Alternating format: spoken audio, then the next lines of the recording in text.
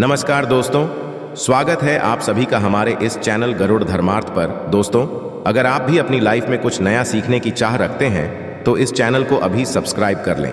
ओम नमः शिवाय, जय भोलेनाथ। दोस्तों, क्या आपके पितृ आपसे नाराज हैं? और क्या आपको लगता है कि आपके पितरों की वजह से आपके घर की सुख शांति में रुकावटें आ रही हैं और आपके कार्य नहीं बन रहे हैं, या आप संतान की कमी और धन की कमी या कर्ज से परेशान हैं, या आपका भाग्य आपका साथ नहीं दे रहा है?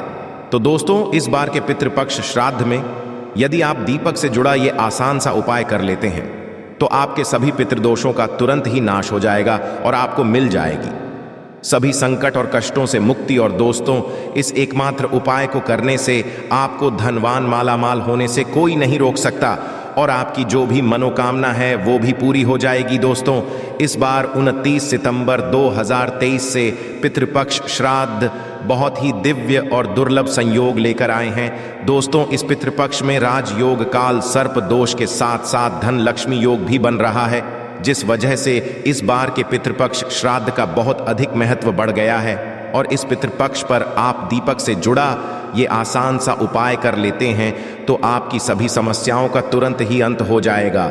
इसलिए दोस्तों, वीडियो को आखिर तक जरूर देखें। और यदि आप भी अपने जीवन में महादेव की कृपा पाना चाहते हैं और पितरों का आशीर्वाद पाना चाहते हैं तो वीडियो को लाइक करके कमेंट में हर हर महादेव लिखना ना भूलें। दोस्तों, भाद्रपद मास की पूर्णिमा से श्राद्ध पक्ष शुरू होकर आश्विन मास की अमावस्या पर समाप्त होते हैं। इस बार श्राद्ध पक्ष 29 सितंबर से 14 अक्टूबर तक ये दिन पितृ को समर्पित होते हैं। श्राद्ध पक्ष को पितृपक्ष, कनागत, श्राद्ध आदि नामों से भी जाना जाता है। जैसा कि नाम से ही स्पष्ट होता है, पितृपक्ष ये पितृ का पक्ष है, यानी कि ये पितृ को समर्पित दिन होते हैं। इन दिनों में पितरों की आत्मा की शांति के लिए श्राद्ध तर्पण और पिंडदान किए जाते हैं। धार्मिक मान्यताओं के अनुसार पितृपक्ष के दौरान पूर्वजों का तर्पण श्राद्ध नहीं करने से पितृदोष लगता है। पितृपक्ष पितरों को प्रसन्न और उनकी कृपा प्राप्त करने के लिए बहुत ही खास दिन माने जाते हैं। माना जाता है पितृपक्ष के दौरान श्रद्धापूर्वक अपने पितरों को कुछ अर्पित किया जाए तो उससे पितृ अतिशीघ्र ही प्रसन्न हो जाते हैं और अपनी कृपा बरसते हैं। हिंदू धर्म में पितृगण को देवतुल्य माना गया है। शास्त्रों के अनुसार जिन पर पितरों की कृपा होती है उन्हें सभी देवी देवताओं का भी आशीर्वाद मिलता है। पितृपक्ष पितरों को समर्पित होते हैं, इसलिए इस दौरान कोई भी शुभ मांगलिक कार्य ना करें। पितृपक्ष के दौरान पितरों की आत्मा की शांति के लिए श्रीमद् भागवत गीता का पाठ अवश्य करें।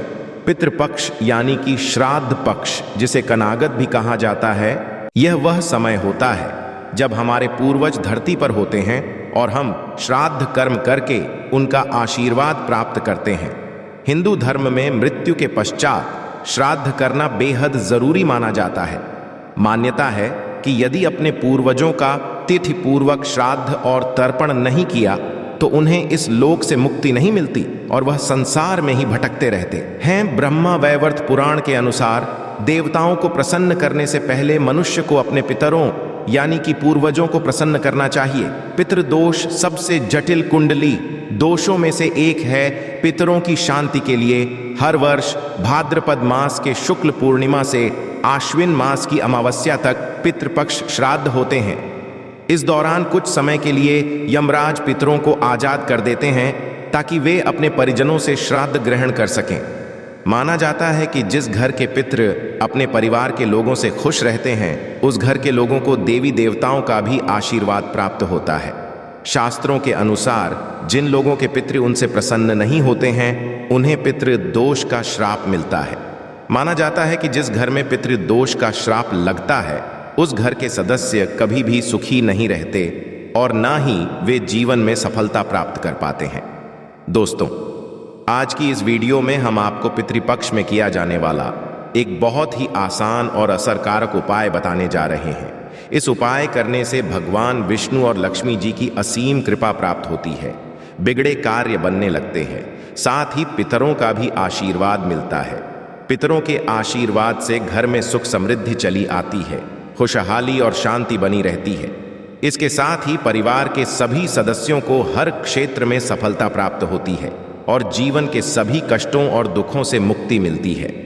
दोस्तों, इस उपाय को सही प्रकार से करने के लिए आप हमारी इस वीडियो को एंड तक अवश्य देखें और बढ़ने से पहले आपसे रिक्वेस्ट करते हैं कि वीडियो को लाइक ज़रूर करिएगा, दोस्तों को शेयर कर दीजिएगा और यदि आपने अभी तक चैनल को सब्सक्राइब नहीं किया है तो चैनल को सब्सक्राइब करके बेल आइकॉन ज़रूर दबाइएगा। दोस्तों वैसे तो ये उपाय पितृपक्ष में रोजाना करने चाहिए क्योंकि ये 16 दिन पितृ को समर्पित होते हैं, किंतु यदि रोज ना कर पाए तो पितृपक्ष की पूर्णिमा, पितृपक्ष की अमावस्या और पितृपक्ष की एकादशी के साथ ही आपके पितरों की जो मृत्यु तिथि है उस दिन इस उपाय को अवश्य ही करें और पितृपक्ष के अमावस्या पर भी अवश्य करें।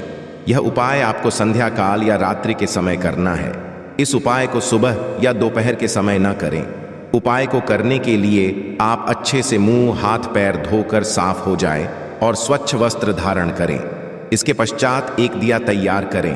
दिए में एक रुई की बाती लगाए और शुद्ध घी भरे और शुद्ध घी ना हो तो इस दिए में आप सरसों का तेल भरे और इस दिए में आप थोड़े से काले तेल डाल दें। इस उपाय को करने के लिए आप मिट्टी का, पीतल का या आटे का कैसा भी दिया ले सकते हैं। यदि आप आटे का दिया ले रहे हैं तो आटा साफ होना चाहिए और आटे में नमक नहीं भी होना चाहिए। दिया बनाने के पश्चात अब आप अपने घर के दक्षिण कोने को साफ करें।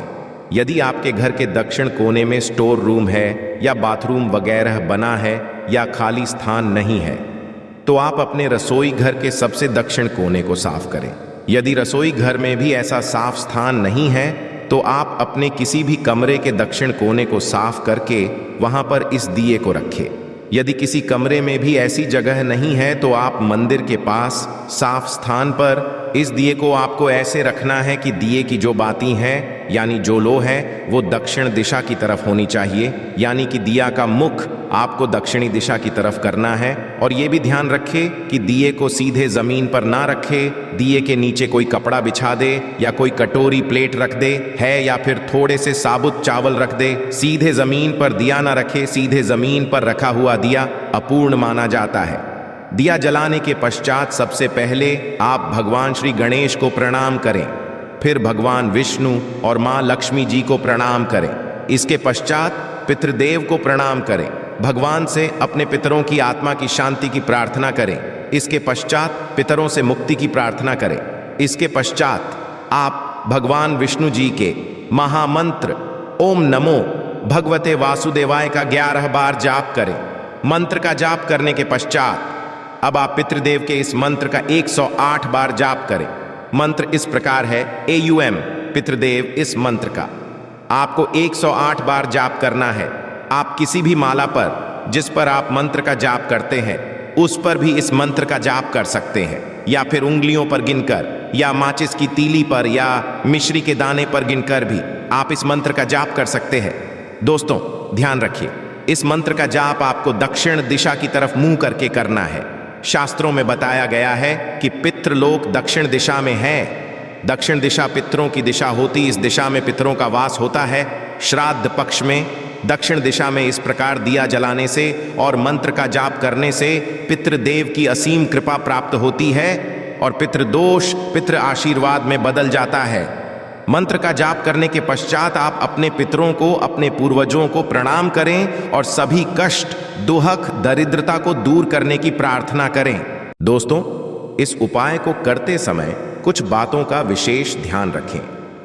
इस उपाय को करते समय स्वच्छता और पवित्रता का विशेष ध्यान महिलाएं पीरियड्स के दौरान इस उपाय को ना करें। इस उपाय को जरूरी नहीं है कि परिवार का एक सदस्य ही रोजाना करे। इसे परिवार में कोई भी कर सकता है और यह भी जरूरी नहीं है कि घर के पुरुष या लड़के ही इस उपाय को करें। इस उपाय को घर की बेटियां और बहुएं भी कर सकती हैं। इसके साथ साथ इस बात का विशेष ध्यान रखें कि पितृपक्ष में आप किसी भी प्रकार की तामसिक चीजों का सेवन ना करें। पितृपक्ष में प्याज, लहसुन, अंडा, तंबाकू, सिगरेट, शराब आदि चीजों का भूलकर भी सेवन करें और ये दिया आप अपने घर पर ही जलाएं।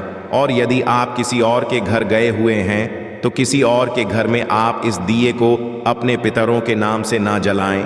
यह उपाय आपको अपने घर पर ही करना है। पितृपक्ष के दौरान कोई भी शुभ कार्य नहीं करना चाहिए। इस दौरान कोई वाहन या नया सामान ना खरीदें। रोजाना की जरूरत के अलावा कोई भी नया सामान पितृपक्ष में नहीं खरीदना चाहिए। पितृपक्ष के दौरान नाखून नहीं काटने चाहिए, बाल नहीं काटने चाहिए, दाढ़ी मूंछ भी नहीं बनानी चाहिए। पितृपक्ष में ब्राह्मण गायों, कुत्तों, चींटियों, बिल्ली आदि को भोजन अवश्य ही कराना चाहिए। पितृपक्ष के दौरान कोई भी सौंदर्य प्रसाधन की चीज लगाने से बचे। पितृपक्ष के दौरान लड़ाई झगड़े ना करें, प्रेम से रहे, किसी की भी निंदा ना करें, लड़ाई झगड़े ना करें। पितृपक्ष के दौरान इन सभी बातों का विशेष ध्यान रखिए।